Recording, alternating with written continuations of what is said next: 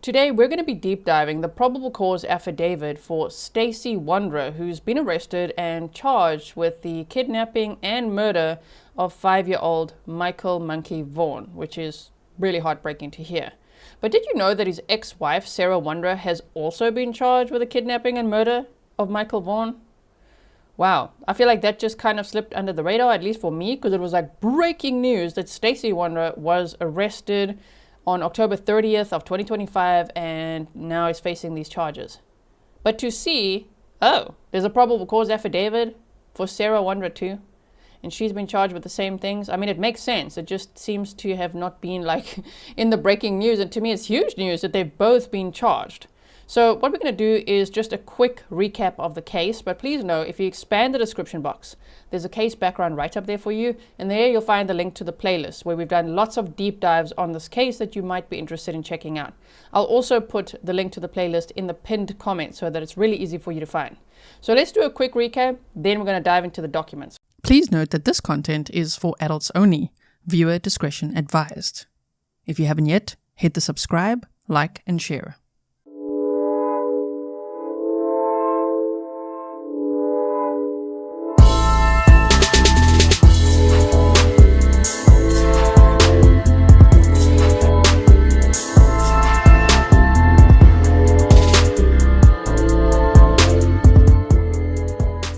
Michael Joseph Monkey Vaughan was last seen on July 27th of 2021 in Fruitland in Idaho.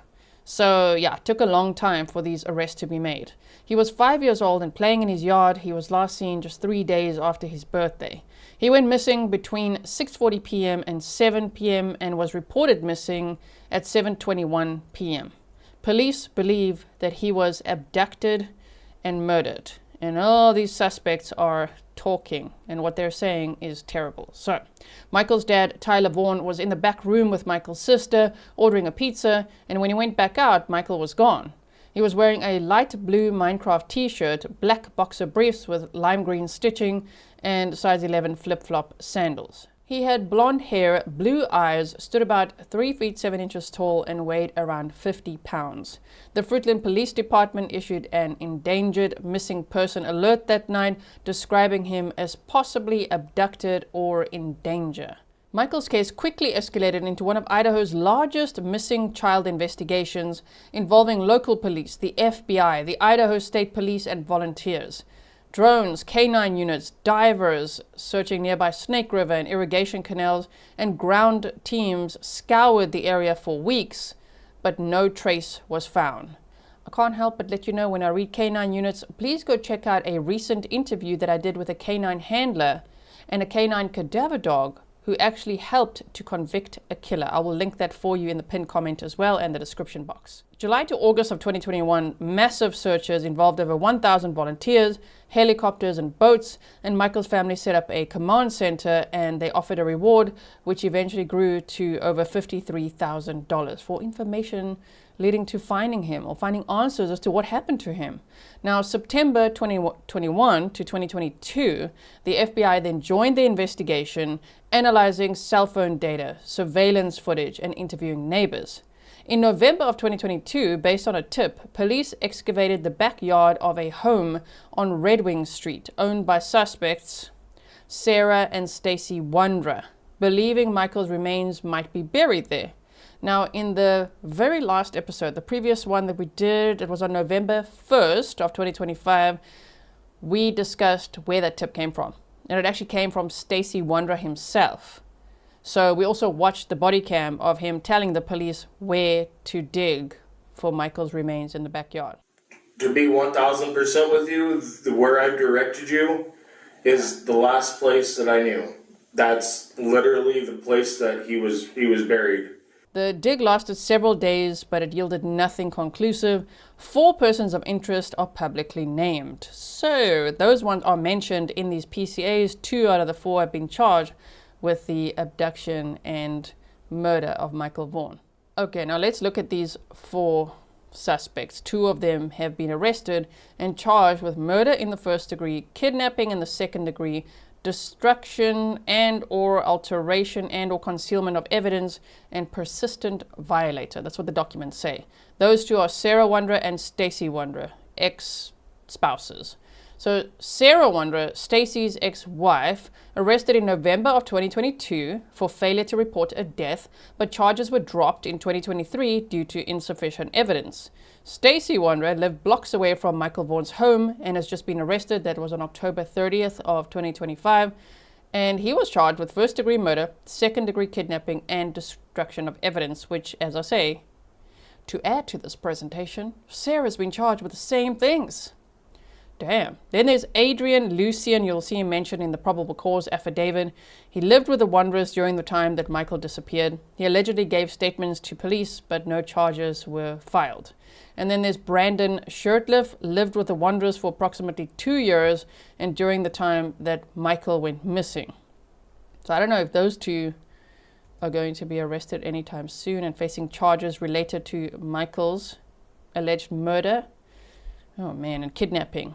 So Sarah Wondra was arrested in November of 2022 for failure to report a death in connection with Michael Vaughan's disappearance, but those charges were dropped in April of 2023 due to insufficient evidence. Then, in October of 2023, she pleaded guilty to aggravated assault and destruction, alteration or concealment of evidence, and she had been arrested in March of 2023. She had pointed a gun at a guest who stayed with her and then brought the gun to her parents' house in April of 2022.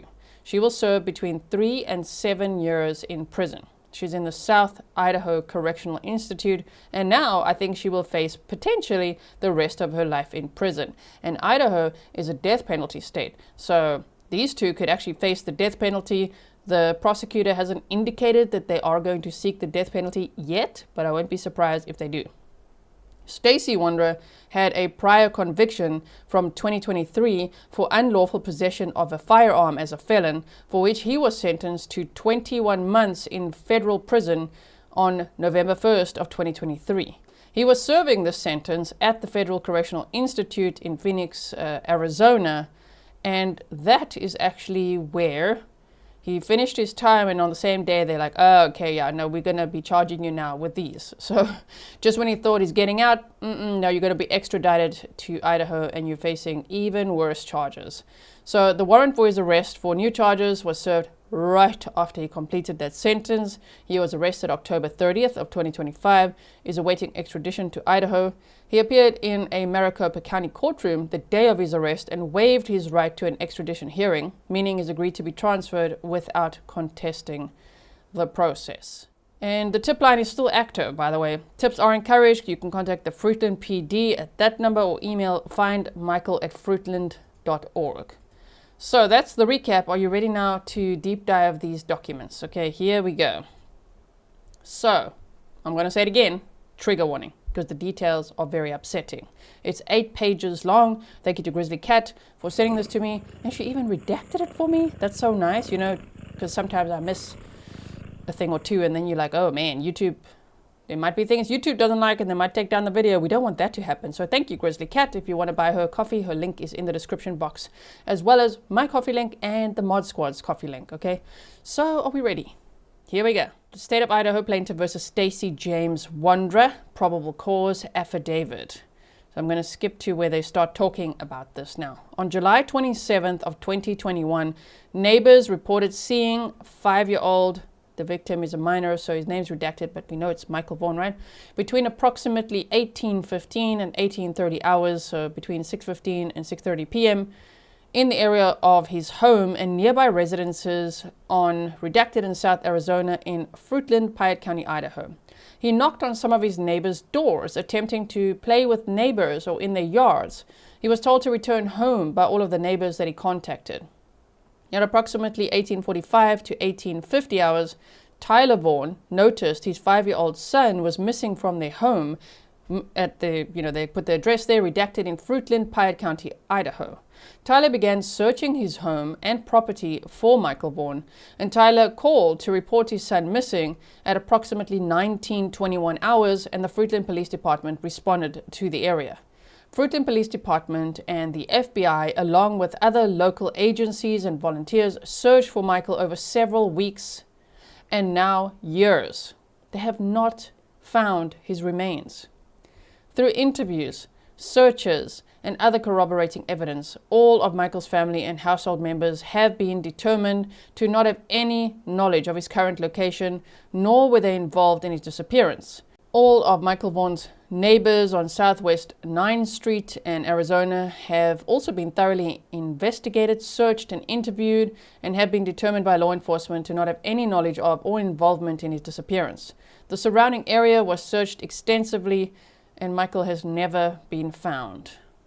Live Scent K9 teams searched the surrounding neighborhoods from August 2nd to 3rd of 2021, using a pair of Michael's shoes for his scent. Out of approximately 300 homes, K9 handlers reported the dogs only showed interest in one house, also located nearby in Fruitland, Idaho. This is the home of Stacey and Sarah Wondra. A K9 handler also reported that K9 Banshee showed interest in the area of the corner of Meadowlark and Redwing Street.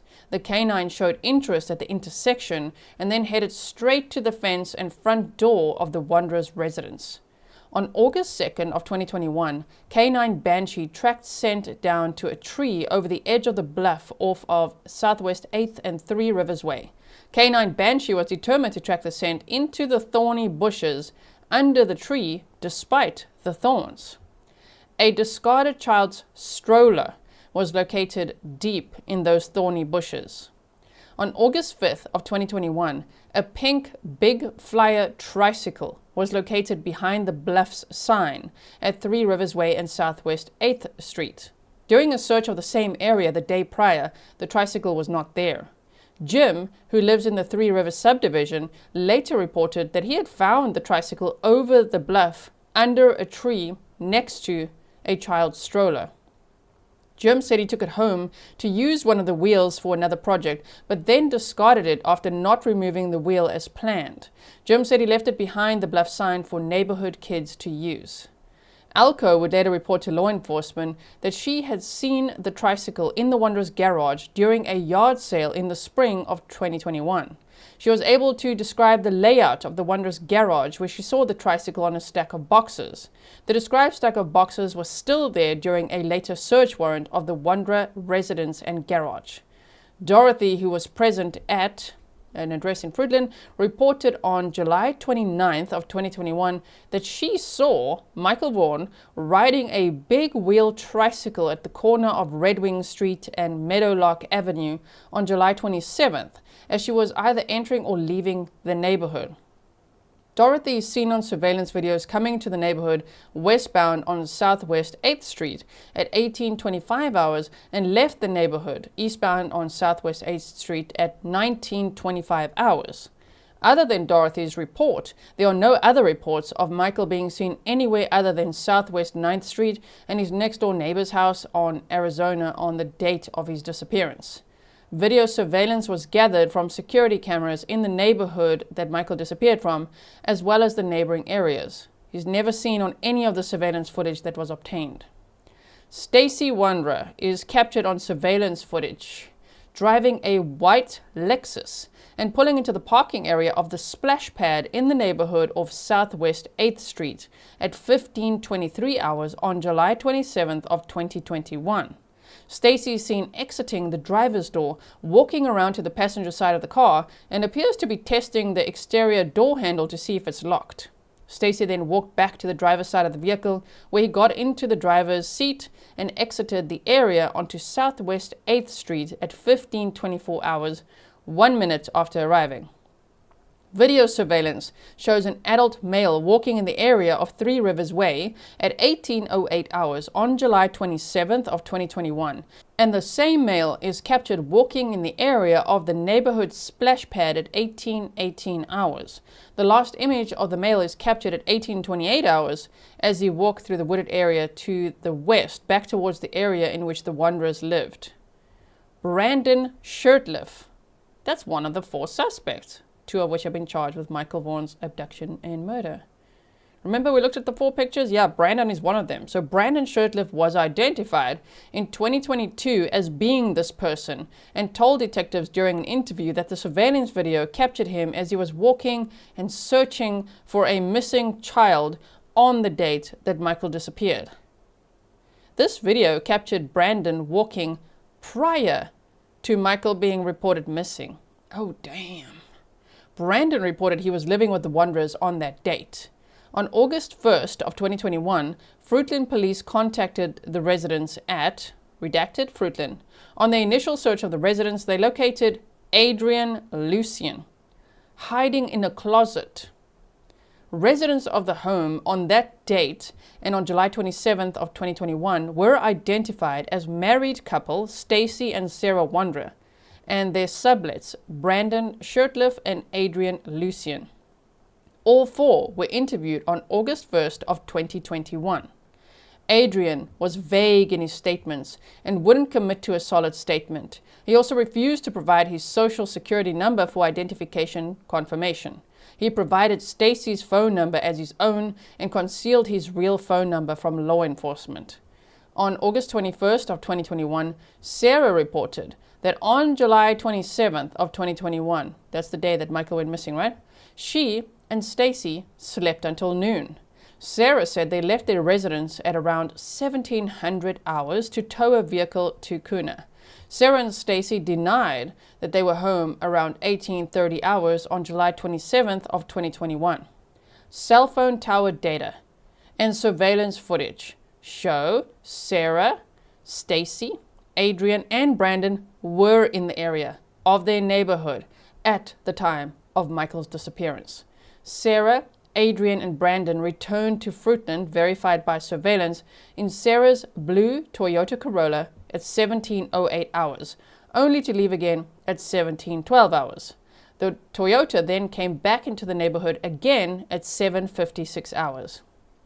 Surveillance footage shows Sarah driving the maroon GMC pickup on July 27th of 2021 as she drove out of the neighborhood at 19:08 hours.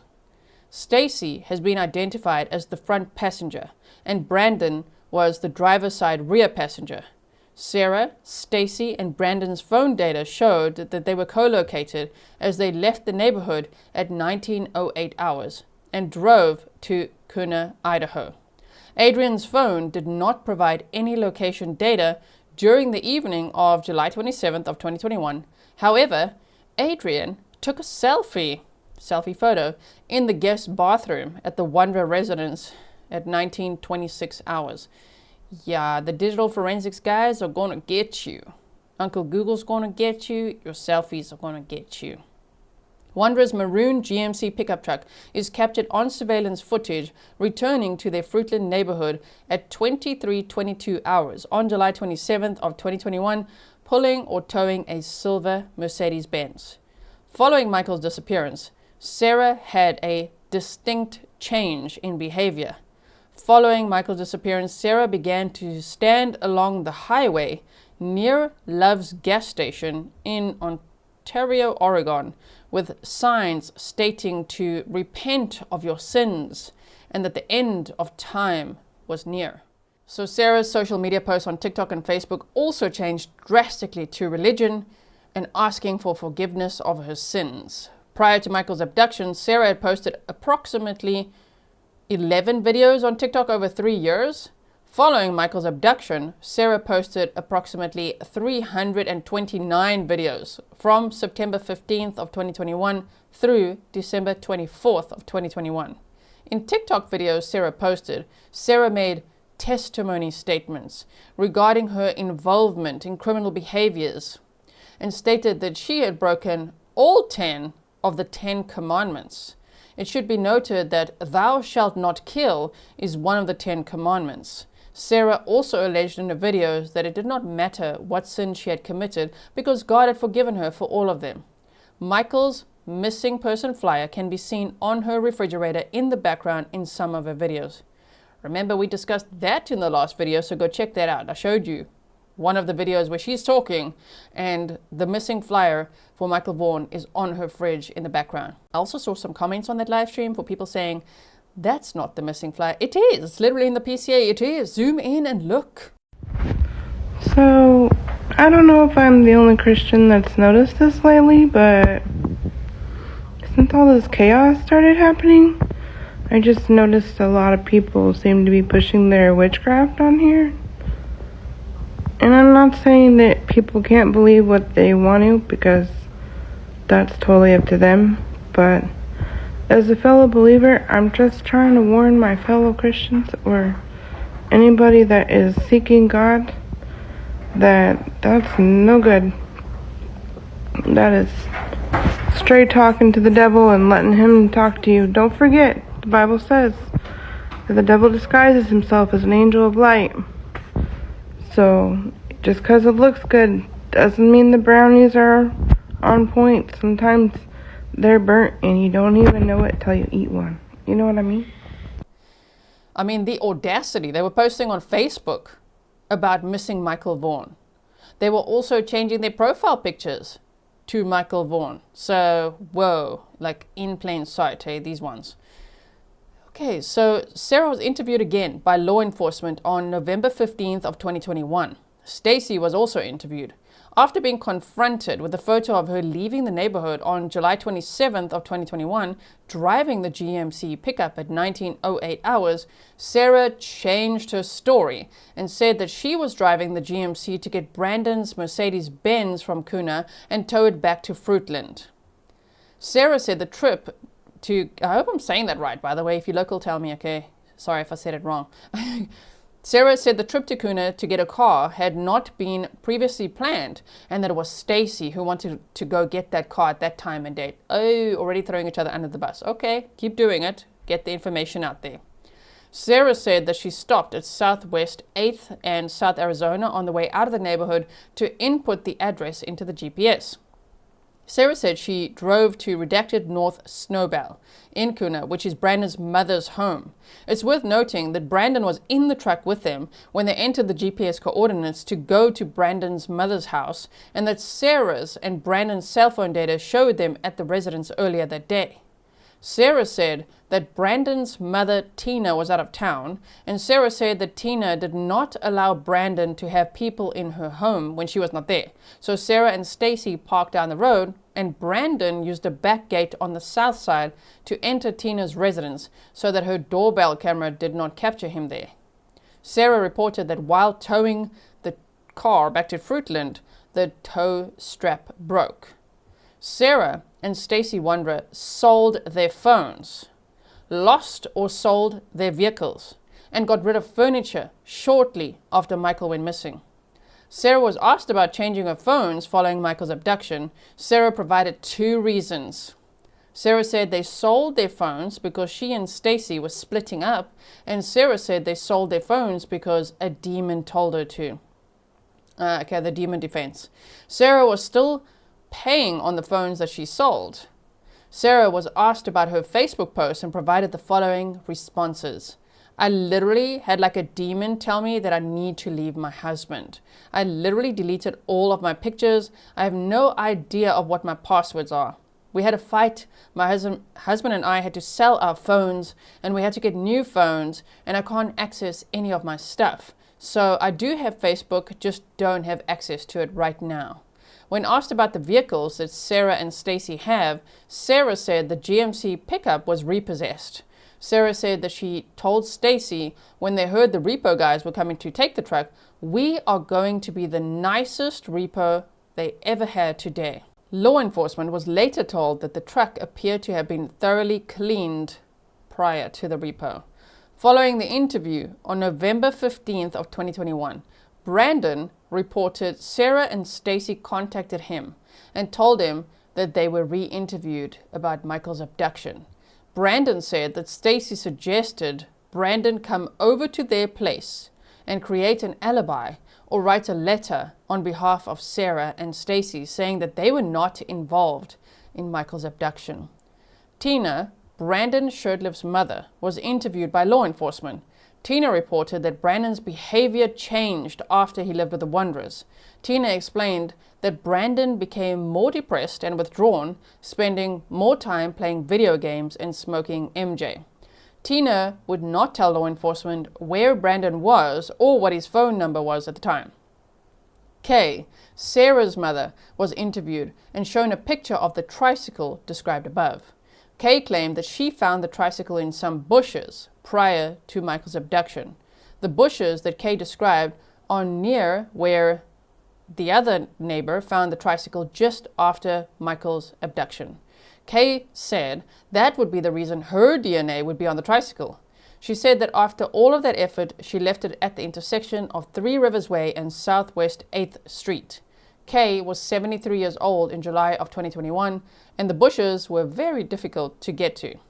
Kay also confirmed to law enforcement that Sarah and Stacey's dog had dug holes in the backyard of the Red Wing residence. Kay reported the dog had dug up what she later determined to be the ear of a green stuffed animal. Kay said she had thrown away the stuffed ear. Kay is alleged to have withheld information and or evidence in other criminal investigations involving her daughter Sarah in 2022. Then, Kay initially concealed a firearm used in an aggravated assault in which Sarah was later convicted. When law enforcement met with Sarah on October 12th of 2022, Sarah said that God told her he was going to help her find the boy.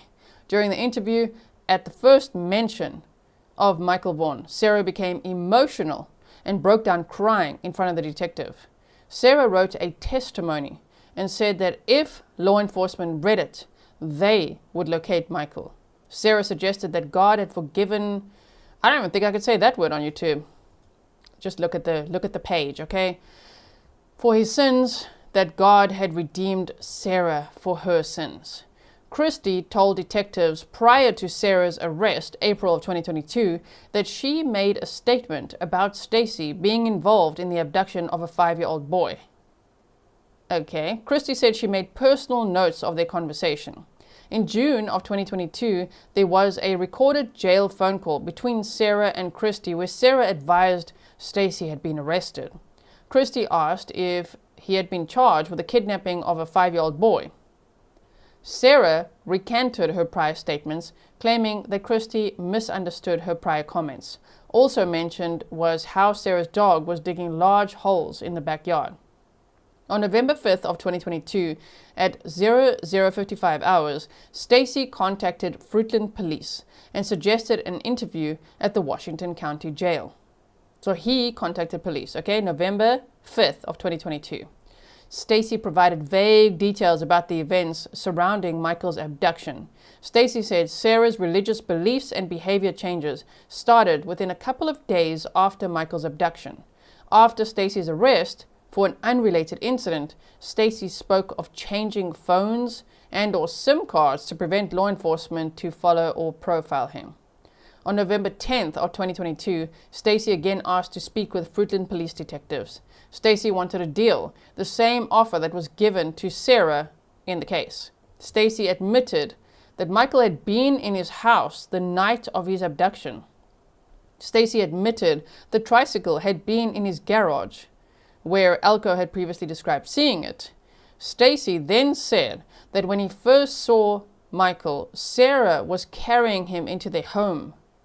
Stacey said that Michael was put into a duffel bag to transport him out of the house and to Brandon's house in Kuna. Stacey said Sarah was frantic, trying to figure out what to do, and Brandon interjected, "I have a duffel bag."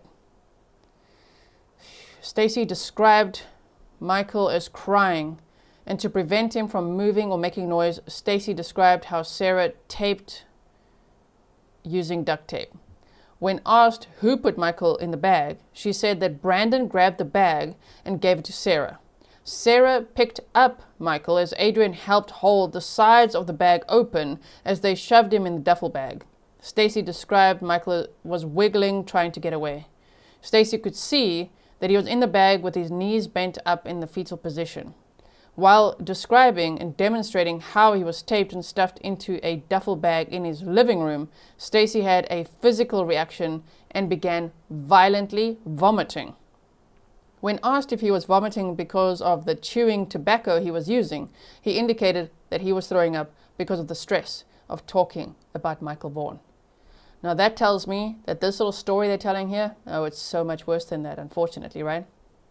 There's no way that these 4 really sinister people, 2 of which have been arrested and are innocent or proven guilty in a court of law. There's just no way that these people have violently vomiting, shaking, lying, selling phones, doing all these things if all they claim to have done is abducted Michael and duct tape his mouth and put him in a duffel bag and took him to Brandon's mother's house. No way. They're obviously not telling us everything. Probably good that right now they're not telling us everything, because this is horrifying enough. But I think all the information will come out eventually, and it's truly heartbreaking. Stacey provided 2 reasons they stopped in the GMC at the corner of Southwest 8th Street in South Arizona in Fruitland. 1, for Stacey to put power steering fluid into the vehicle, and 2, so Brandon could check to see if Michael was still alive, because he was bound with duct tape and stuffed into a duffel bag in the bed of the truck. Stacey said he was able to hear him making noises like a doll's scream. Stacey said they were worried about being seen because they saw a car parked off of South Arizona. Stacey said they drove straight to Brandon's mother's house in Kuna, Idaho, where Brandon grabbed both bags, the duffel containing the victim and a backpack, and went into the house by himself. Stacey said that once they arrived in Kuna, Idaho, Michael was not making any more noises, and none of them had checked on him to verify if he was still alive. Stacey said that Brandon told him he left Michael in the bag and put him in the spare room inside his mother's house. I just don't believe this story. Do you believe this story? They're trying to make them, it's already terrible, but they're trying to make it sound like, oh, oops, it was an accident. Like, we just put him in the bag and we just didn't know what to do after abducting him. So we just left him at Brandon's mother's house. That also makes no sense. Like, what the heck is going on here? So it says they then towed Brandon's car back to Fruitland. Stacey said that Sarah, Brandon, and Adrian went to Kuna the next day to get Michael. The 3 of them brought his body back to their house in Fruitland. He stated that he was inside and Brandon was on guard, and Sarah and Adrian dug the hole together. Stacey reported that he did not previously report this information because he thought he would still get into trouble, and because he was fearful of Sarah hurting him. In an interview, Stacey stated that Michael had a stuffed animal. Some sort of a stuffed animal. I want to say like a dinosaur or monkey. And we know that Michael Vaughan's nickname that his mom gave him is Monkey, because he loves climbing jungle gyms, and he was very active, and so he probably had a little stuffed toy that was a monkey, and that's, oh man, that's so sad. He said, and what I saw was a monkey, was a green, and looked like a green monkey. In one interview, Stacey advised the lime green monkey was a dog toy that he and Sarah gave to Michael to keep him quiet while he was sitting on the couch in their living room. Additionally, Stacey stated that the idea to take a child to sell for money was Adrian's, and they would get a $10,000 cut. Okay. Stacey was asked if Sarah provided any direction throughout any part of this. Stacey said that Sarah asked him and Brandon to follow her lead, which was to take the kid. Stacey recalled that most of the conversation at that point was Sarah trying to figure out what they were going to do. Sarah had asked Brandon, where should we put the body? And Brandon was like, well, you guys can take him over to my house and, well, deal with it. And that will buy us some time. Following his interview with law enforcement, Stacey called his mother, Tamara, from the Washington County Jail on a video visit. Tamara asked Stacey if Michael was alive. Stacey shook his head no and said, Sarah accidentally killed him. Tamara asked how, and Stacey said, suffocation, and went on to say they buried him in a duffel bag. After his interview and phone call to his mother, Stacey wrote an apology letter to Michael's parents, and then, trigger warning, attempted to hang himself in his jail cell, but he was rescued by Washington County Jail staff. It should be noted that during some part of Stacey's incarceration in the Washington County Jail prior to his confession and directions on where to find Michael's body, Sarah was out of custody and living back at the house on Red Wing Street, as evidenced by her being there when law enforcement arrived to execute the search warrant. Sarah could have had the time and ability to move any evidence from the property without Stacey's knowledge. In June of 2022, Sarah called Kay from jail and spoke about spouses being able to testify against each other. In a recorded phone call from the Washington County Jail to Sarah, Stacey expressed concern that Sarah was going to turn on Stacey. Sarah confirmed that Stacey was referring to Michael Vaughan.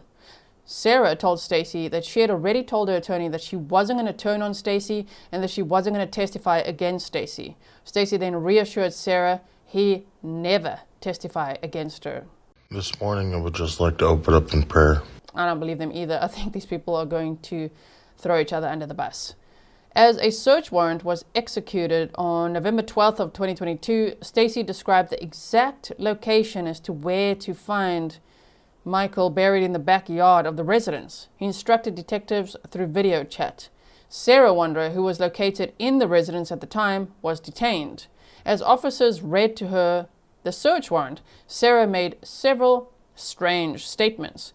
Wow, that is a lot. I definitely did not kill that boy. The Most High God already told me who did it, so... Oh, wow, the Most High God just told me that Stacey was the one who killed him, and he buried him in the yard of Carson's house. She also said the Most High God told her Stacey was the one that killed him, and he buried him. The Most High God just told me that Stacey was the one who did it. He wants me to make sure you understand that I had nothing to do with it.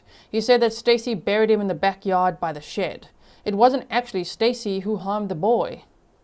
As officers started to search the residence, Sarah asked several times if the officers had found him yet.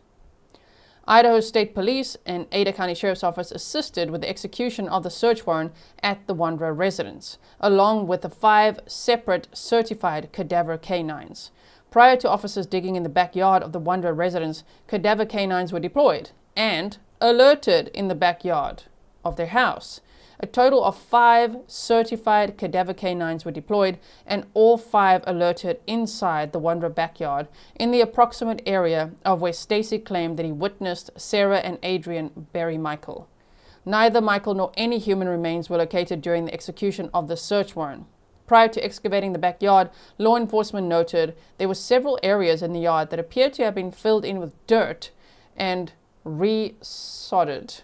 Kay and Ed reported that they had filled in areas of the yard where Sarah and Stacey's dog had dug holes.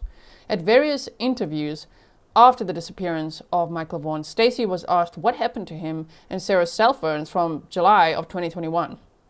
Stacey said Sarah wanted to detract attentions so we are not on the radar, and that was the reason they sold the phones. When asked if there was evidence of the crime on these phones, which I could only imagine they are, Stacey said there were text messages.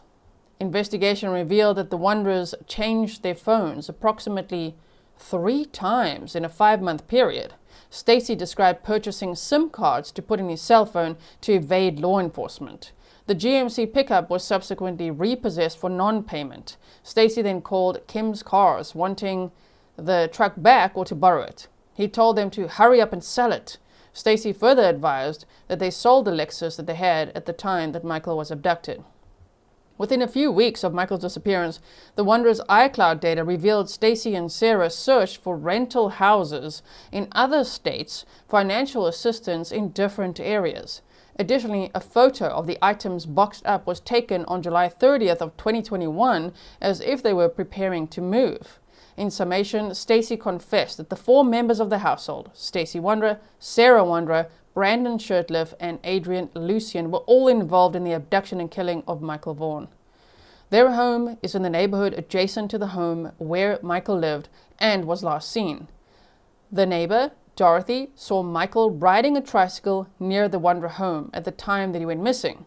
That same tricycle was seen in the Wondra garage prior to the abduction. That tricycle was discarded outside the neighborhood off a bluff after Michael went missing. Kay, Sarah Wondra's mother, claimed to have found it and moved it to the entrance of the neighborhood, which is refuted by the fact that another neighbor, unrelated to the case, claimed to have found it and placed it there. Kay's story also does not account for the fact that the tricycle was in the house before being discarded before Michael went missing. Live scent track dogs were deployed, and the only house they showed interest in was the Wondra house. the same dog showed interest in the area where Michael went missing from and the area where the tricycle was discarded. Based on the foregoing, your affiant has requested that Stacey Wondra be charged with kidnapping and murder in the first degree, as well as the concealment of evidence. My goodness, okay.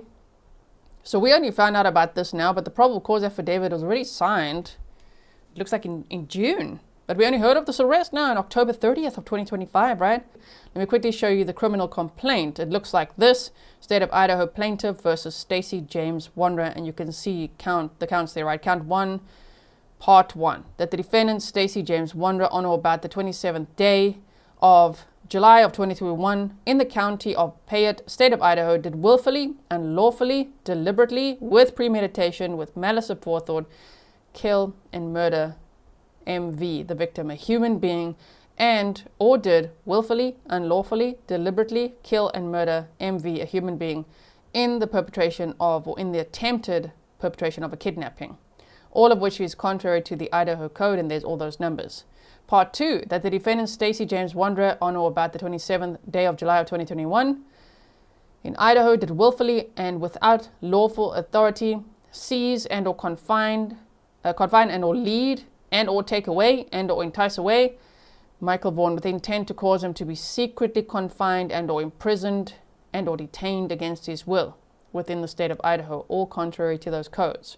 Count 3, that the defendant Stacey James Wondra, on or between the 27th day of July of 2021 and the 21st day of May of 2025 in the county of Payette and or the state of Idaho, did willfully destroy and or alter and or conceal a thing, to wit, a body, and or DNA evidence, knowing that the thing or things were about to be produced, used, or discovered as evidence in a felony investigation or inquiry authorized by law, and with the intent to prevent such evidence from being so produced, used, or discovered.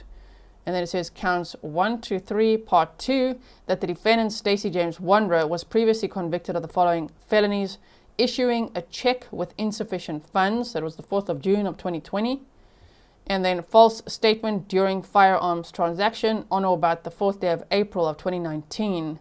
Under the name of Stacey James Wondra, the defendant was convicted of the felony of false statement during firearms transaction. Okay, so we have that. And Sarah Wondra's, here it is, the criminal complaint looks the same. Wow, okay, so same counts, look there. Murder in the first degree, kidnapping in the second degree, destruction and or alteration and or concealment of evidence, and persistent violator. So that's all phrased the same. Count 1, count 2, count 3, part 1. And then this says for her, attempt to commit a Class A felony, robbery, on or about the 5th day of March of 2013 under the name of Sarah Ann Ramsey. The defendant was convicted of the felony of attempt to commit a Class A felony, robbery, in the county of Multnomah, state of Oregon, and identity theft on the 5th day of March of 2013 under the name of Sarah Ann Ramsey. The defendant was convicted of the felony of identity theft in the county of Multnomah, state of Oregon, in a separate case. And then there was this aggravated assault and or concealment of evidence on or about the 6th day of October of 2023 under the name of Sarah A. Wondra. The defendant was convicted of the felony of aggravated assault and or concealment of evidence in the county of Payette, state of Idaho. Man, okay, now I also wanted to give you this little snippet here where Stacey James Wondra is pulling a Sarah Boone and writing a crap ton of motions of his own. Motion of filing claim or complaint. So, if you didn't know, Stacey Wondra had jumped on a whole bunch of YouTube channels before his arrest to talk about all sorts of things, claiming his innocence. He was interviewed by the news and lots of YouTubers. So now he says plaintiff Stacey James Wondra versus defendants YouTuber Joshua Dyers, The Lab, Kelly Miller, Hot Mess, Devonna, Crime Sleuthin, Brooks, Crime Lines and Lies, Justin, that's Clutch Them Pearls, PNW, Samantha, Hidden True Crime, Lauren and John Matthias. Damn, this guy is like naming everybody whose channels he's been on. And he says, for example, Defendant 1, YouTube, DBA Google, has knowingly and intentionally enabled and continues to support these podcasters who are slandering, defaming, harassing myself as the plaintiff, and dehumanizing me, causing extensive pain and suffering, mental anguish, anxiety attacks, and depression. I'm filing this claim against YouTube for a few reasons. Violation of my 8th Amendment. I have the right to be free from any and all cruel and unusual punishment. Violating my privacy. Improper and inadequate video monitorization due to the amount of negligence, careless acts, and damages I have suffered. I am suffering still. I am seeking $25 million to be compensated in hard or liquid assets. Damn, bro. Oh my word, look at him go. And now he wants to name all the YouTubers, right? Saying the same things. So let's give an example. Let's just read this little document here where it says Joshua Griffin Dyer's DBA The Labs has knowingly and intentionally slandered, defamed myself, the plaintiff, by posting continuous podcast videos, specifically referencing and calling myself a murderer, a kidnapper, a rapist, a SO, a posting person, family contact information to include photos. I don't know what this word says. What names? There you go. Phone numbers and addresses over his podcast, causing the plaintiff extensive pain and suffering, and all those other things that he said, right? And then we've got Hot Mess. He says similar things. He said, deceiving, lying, deceptive comments on YouTube, calling me a kidnapper, killer, murderer, publicly defaming me by creating a Craigslist ad labeled urgent warning, telling the Idaho people and other states that I'm allegedly, he writes there, allegedly involved in a disappearance of a person, and telling people not to rent or sell a house to me, and blasting my photos all over the Craigslist ad. I'm filing this claim for a few reasons. And now here as well. Here, so for each one, I mean, here he says, look, I'm seeking $750,000 be compensated in hard or liquid assets. So damn, was this first one? This one was for YouTube, DBA, Google. That one was $25 million. Defendant 2, $1 million. Defendant 3, Kelly Miller Hot Mess, yeah, $750,000. This one, defendant 4, DBA Crime Sleuthing, has knowingly and intentionally defamed, slandered myself, the plaintiff, saying I'm a kidnapper, murderer, a trafficker, SO, a child molester.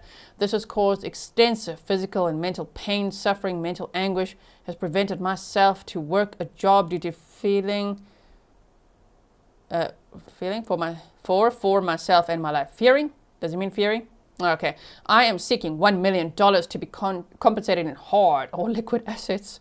Defendant 5, Brooks, DBA Crime Lines and Lies, still continues to defame and slander myself as the plaintiff, and has posted multiple photos, personal contact info, stated I'm a killer, and all of those other things. And here they want $1.5 million. And Justin, he writes clench them pearls. Dude, it's clutch, okay? Let's not say clench, all right? Clutch them pearls, formerly Justin for all. Same thing, saying intentionally defame, slandered, harassed myself, the plaintiff, stating I'm a murderer, kidnapper, SO, all of those things, causing him so much pain. I'm seeking $1.5 million. These YouTubers better pay up, like this guy. Do you think that YouTubers can pay this? Like, what do you mean, dude? He's like, that's it, $25 million. Each of you $750,000, you $1.5 million, you're going to give me, oh my word. This one is for PNW crimes, knowingly, continuously, intentionally defamed, all of those things. And I'm seeking $1 million be compensated in hard and liquid assets. And defendant 8, Lauren and John Matthias, hidden true crime, knowingly, intentionally defamed, slandered myself, all the same words you said before. I'm seeking $1 million. So like, how is he deciding on these amounts as well? And he's written many of these, okay? There's a lot of them. He's writing all sorts of letters, okay? You see there? Oh man, this guy's like Sarah Boone. Here we go. We're going to see a whole lot of letters come out from this guy. So I'm looking forward to reading your comments. As absolutely heartbreaking as this case is, I would like to hear your insights. What do you think about this probable cause affidavit? Do you also think they're going to turn on each other? I really hope that they will be able to recover Michael Vaughan's remains so that his family can have him back and can bury him properly, you know. So I hope that they turn on each other and that they actually say where Michael's remains can be found. But how absolutely horrifying that Michael Vaughan, this little 5-year-old boy, you know, he was playing outside and according to the PCA, knocking on some doors, asking, do you want to play? Does anyone there want to play with me? And then in just a moment of time, allegedly here comes these 2 or 4 people and swoops him up, abducts him, and he ends up murdered. I mean, that is so scary. I will definitely keep you posted. Thank you so much for watching. Follow for more.